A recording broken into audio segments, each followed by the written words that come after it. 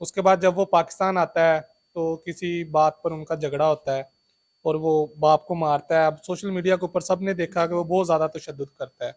आपके नाम नहीं है, मेरे दादाजी के नाम है, तो जिसे मैं कानूनी तरीके से भी ले सकता हूँ, जो कि नहीं ले सकता। ठीक है, वालिद के ऊपर तशद्दुद कर रहा है, मार रहा है, फिर उसकी बहन है या उसकी बेगम है। ऑनलाइन गुफ्तगू के वीडियो देखने के लिए हमारे चैनल को सब्सक्राइब कर लें और साथ दी गई बेल आइकन को लाजमी प्रेस करें ताकि हमारी हर नई आने वाली वीडियो का नोटिफिकेशन आप दोस्तों को मिलता रहे। शुक्रिया। अस्सलाम वालेकुम नाज़रीन, मैं हूं आबिद इकबाल। आप देखें ऑनलाइन गुफ्तगू। नाज़रीन, कहते हैं कि ज़र, ज़मीन और जान ये तीनों शर हैं और तीनों में से जो भी चीज़ जहां पर आ जाएगी वहां पे जो है वो हमेशा जो है वो आप देखेंगे कि दोनों फ़रीक़ैन के दरमियान लड़ाई होगी। बिल्कुल इसी तरह का एक वाक़या आज पाकपतन में दोबारा से दोहराया गया। आज से चंद दिन पहले भी एक वालिद के ऊपर जो है वो उसका बेटा ज़ुल्म करता है, जबकि आज फिर से जो है वो वही मामला जो है वो दोबारा से दोहराया गया। मेरे साथ इस वक़्त दानिश भाई मौजूद हैं। ये तमाम तर मामला है क्या और इसके अंदर जो है वो वालिद के ऊपर दोबारा से तशद्दुद क्यों किया जाता है? तमाम तर कहानी इन्हीं की ज़ुबानी जानते हैं। अस्सलाम वालेकुम। वालेकुम अस्सलाम। अच्छा भाई, ये बताएँ कि अब क्या मामला बना? इससे पहले भी एक मामला था, उसके ऊपर जो है वो बाहर से वालिद आया था, उसके ऊपर जो है उसके बेटे ने ज़ुल्म किया। आज फिर जो है वो ज़मीन और जायदाद के ऊपर जो है वालिद के ऊपर ज़ुल्म किया जा रहा है। पहले जो वाकया था वो था कि वो आदमी जो था, जिसका वो बेटा था, वो बाहर मुल्क में रहता था, किसी में दुबई के सऊदीया में। तो सारी ज़िंदगी उसने वहाँ गुजार दी। उसके बाद जब वो पाकिस्तान आता है तो किसी बात पर उनका झगड़ा होता है और वो बाप को मारता है। अब सोशल मीडिया के ऊपर सबने देखा कि वो बहुत ज़्यादा तशद्दुद करता है। ठीक है, तो आज जो वाकया पेश आया है ये हुआ है ज़मीन के तनाज़े पर। ज़मीन उसके जो लड़का मार रहा है उसके दादाजी के नाम, और जो वालिद साहब है उसके वालिद के नाम थी। सही। ठीक है, तो वो लड़का, जिस तरह वीडियो में देखा जा सकता है कि वो कह रहा है कि ये ज़मीन आपके नाम नहीं है, हुँ। मेरे दादाजी के नाम है, तो जिसे मैं कानूनी तरीके से भी ले सकता हूँ, जो कि नहीं ले सकता। ठीक है, वालिद के ऊपर तशद्दुद कर रहा है, मार रहा है, फिर उसकी बहन है या उसकी बेगम है, वो या भाभी है, कोई एक औरत है, उसे आकर छुड़वाती है। वो साथ वो बर्तनों वाली अलमारी पड़ी हुई, उसके ऊपर से कोई चीज उठाता है और अपने बाप के सर में मारने की कोशिश करता है। ठीक है, तो वो वाला साहब को वो औरत जो है वो बचा लेती है। ठीक है, ये टोटल वाकया था, ये पाकपतन में आज पेश आया है।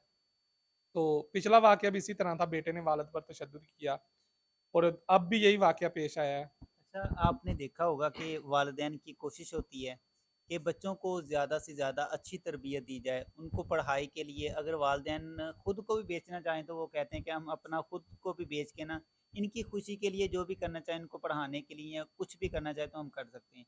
लेकिन मुआशरे के अंदर अचानक से जो है ये ऐसे मामलात नज़र आ रहे हैं, इसके ऊपर क्या कहेंगे?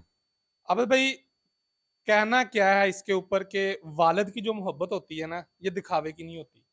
वो सख्तियां जरूर करता है, डांटता जरूर है, लेकिन ये भी तो देखें कि दुनिया के अंदर वाहद एक शख्स वो है जो खुद से ज्यादा अपने बेटे को तरक्की में देख सकता है। यानी कि मेरा बेटा जो है वो मुझसे ज्यादा तरक्की करेगा तो उसके वालिद को खुशी होती है, वरना हर इंसान, आपका भाई, आपका बेटा, या जो भी है, आपका हमसाया, कजन, रिश्तेदार जो भी है, वो यही कहेगा कि ये मुझसे ऊपर ना जाए, मैं ही इससे ऊपर हूँ। एक वाहिद इंसान, उसका वालिद है, कि आपका वालिद है, मेरा वालिद है, या जिसका भी वालिद है, कि जो जो चाहता है कि उसका बेटा उससे भी ज्यादा तरक्की करे।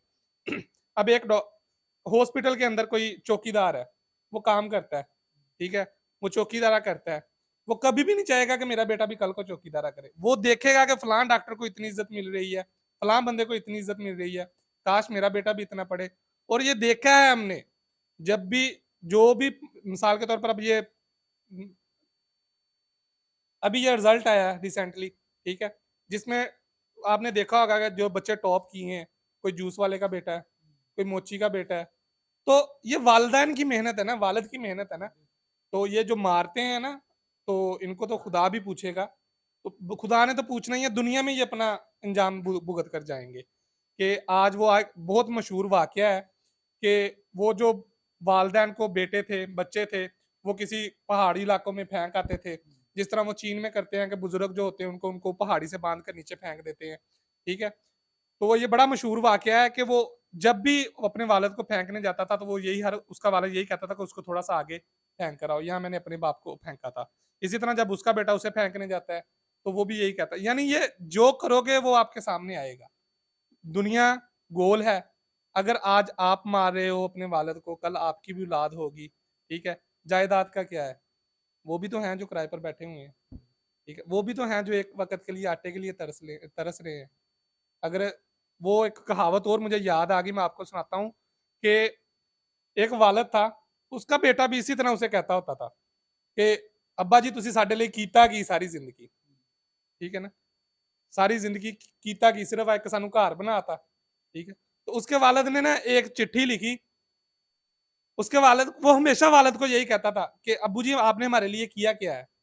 एक दिन ना उसका जो वालिद है वो अकता कर कहता है कि मैंने जो जिंदगी की जमा पूंजी है ना, कमाई है, वो एक घड़े में डालकर और ये मकान के नीचे दफन की है, यानी नीचे जमीन के नीचे दबा दी है। ठीक है, तो जब मैं फोत हो जाऊं इसे निकाल लेना। ठीक है, वालिद को वो हमेशा यही बच्चा ताने देता था बेटा उसका कि आपने हमारे लिए क्या बनाया, एक घर बना दिया, बस ये वो। वालिद फोत हो जाता है उसका। एक दिन बैठे बैठे सोच आती है कि क्यों ना मैं वो खुदाई कर कर देखूं तो सही। ठीक है, वो खुदाई कर कर अपना टोटल मकान जो है, सारा मकान जो है वो गिरा देता है। ठीक है, वो घड़ा निकालता है, उसके अंदर एक चिट्ठी होती है। चिट्ठी के ऊपर लिखा होता है कि मैंने तो मकान बना लिया था, ठीक है, अब आप बना कर दिखाओ। तो कहने का मकसद ये है कि जब सर पर पड़ती है ना तब पता लगता है। बच्चे होते हैं हम, हमें नहीं पता कि वालिदैन किस तरह घर की ज़रूरियात पूरी कर रहे हैं। ठीक है, मुझे नहीं पता कि मेरा वालिद किस तरह घर चला रहा है, कितना बिजली का बिल आ रहा है, कितना घर का राशन आ रहा है, किसकी वजह से है, वालिद की वजह से ही है ना। ये तो नहीं ना कि अगर वो मुझे डांटता है या किसी अच्छे बुरे से रोकता है। जब आप खुद वालिद बनोगे आपको पता लग जाएगा कि ये क्या वालिद की कदर होती है। बहुत शुक्रिया नाज़रीन, हमारे साथ दानिश भाई मौजूद थे। तमाम तर वाक़या इन्हीं की ज़ुबानी हमने जाना। असल में बिल्कुल ऐसे ही होता है कि इंसान जो है वो ज़र, ज़मीन और ज़न की वजह से जो है वो अपने बहुत जो करीबी रिश्ते हैं और बहुत जो प्यारे रिश्ते होते हैं उनको जो है वो खो लेता है। असल में इस तरह के जो मामलात हैं, पहले के लोग कहते थे कि खून सफ़ेद हो जाते हैं, लेकिन अब मैं कहता हूँ कि खून जो है वो सफ़ेद नहीं बल्कि खून काले हो रहे हैं। आजकल जो है वो वालिदैन की भी कदर नहीं है, बहन-भाइयों की कदर नहीं है। जायदाद की खातिर, ज़मीन की खातिर जो है वो हम अपने इन प्यारे रिश्तों को भी खुद से खो लेते हैं। इंशाल्लाह एक नई स्टोरी के साथ मिलेंगे दोबारा। दोस्तों अपना ख्याल रखिएगा। अल्लाह हाफ़िज़।